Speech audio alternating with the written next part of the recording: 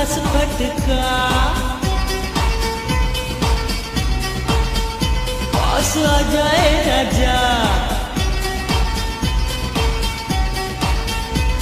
बहार का मजा लगी चोर झटका तू